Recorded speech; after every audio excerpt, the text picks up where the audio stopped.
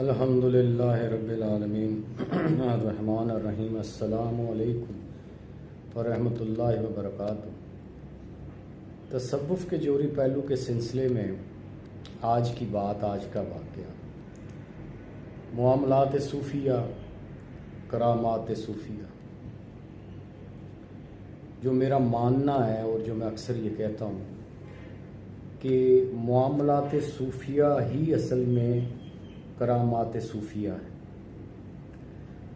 اب اس ضمن میں آج کا واقعہ ہے کہ حضرت عبداللہ بن مبارک رحمۃ اللہ علیہ، بہت بڑی ہستی، محدثین میں ان کا بہت بڑا نام، بہت بڑے محدث اپنے وقت کے اور بہت بڑے اولیاء اللہ میں سے ایک، برگزیدہ ہستیوں میں سے، صوفیوں میں سے ایک صوفی، اللہ کے نیک ولی اور امام اعظم ابو حنیفہ کے شاگرد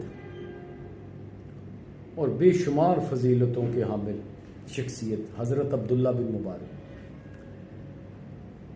آپ ایک مرتبہ شام تشریف لے گئے کسی کام کے سلسلے میں، شام کے سفر پر، اور دوران سفر کہیں آپ کو کوئی چیز پیش آئی، کوئی واقعہ لکھنے کے لیے، تو کسی شخص سے آپ نے قلم مانگا،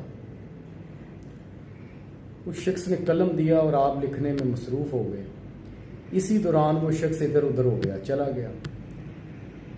آپ قلم استعمال کرنے کے بعد، یعنی تحریر لکھنے کے بعد، آپ بھول گئے اور قلم جیب میں ڈالا، واپس گھر آ گئے، سفر کیا اور واپس گھر آ گئے۔ جب گھر پہنچے تو یاد آیا کہ میں نے تو یہ قلم مانگا تھا کسی اجنبی شخص سے یہ لکھنے کے لیے، یہ تو میں نے واپس کرنا تھا۔ اب جیسے یاد آیا فوراً قصد کیا واپسی کا، یعنی رخت سفر باندھا اور دوبارہ شام کے سفر پر نکل گئے، اور جس مقام پر وہ اجنبی شخص سے قلم مانگا تھا، جو ملاقات ہوئی تھی، وہاں جا کے اس کی تلاش شروع کی، اور کافی تلاش کے بعد وہ شخص جب ملا اور اسے قلم واپس کیا، قلم واپس کرنے کے بعد معذرت کی، معذرت کرنے کے بعد دوبارہ پھر سفر کرتے ہوئے واپس گھر پہنچے، اور اللہ سے بھی معافی طلب کی اور اللہ کا شکر ادا کیا کہ میں نے اپنی ذمہ داری پوری کی۔ اور اس دوران جب وہ شخص نے پوچھا، حال احوال پوچھا، تو آپ نے جب اسے بتایا تو وہ بڑا حیران ہوا کہ حضرت کیا ضرورت تھی ایک قلم کے لیے اتنا سفر اختیار کرنے۔ آپ نے فرمایا بات قلم کی نہیں ہے، بات حقوق العباد کی ہے۔ کل قیامت والے دن میں اللہ کو کیا جواب دیتا۔ تو سامعین، یہ ہیں وہ معاملات صوفیہ جن کا میں اپنی ویڈیوز میں اکثر ذکر کرتا ہوں کہ معاملات کیا ہیں، صوفی کیسے بنتا ہے۔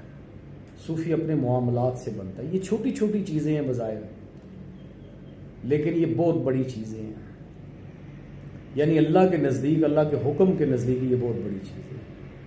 اب یہی وہ معاملات تھے جو صوفیہ پہلے اپنے ٹھیک کرتے تھے، پھر وہ دوسرے لوگوں کو ٹھیک کرتے تھے۔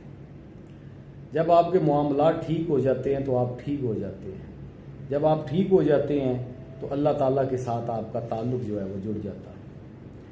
تو یہ ہے وہ معاملات صوفیہ جو کہ ہے اصل میں کرامات صوفیہ۔ اس سے بڑی کوئی کرامت نہیں ہے اور نہ ہو سکتی ایک صوفی کے لیے۔ تو ہمیں بھی چاہیے ہم اپنے معاملات کی طرف جو ہے وہ توجہ دیں اور اس چیز سے سیکھیں، اور اسی چیز کا نام صوفیت ہے کہ اپنے معاملات ٹھیک کر لیں۔ تو اللہ تعالیٰ ہمیں بزرگان دین کا صحیح مقام اور مرتبہ سمجھنے کی توفیق عطا فرمائے، اور ہمیں بھی یہ غور کرنے کی توفیق عطا فرمائے اور اپنے معاملات ٹھیک کرنے کی توفیق عطا فرمائے۔ آمین، شکریہ۔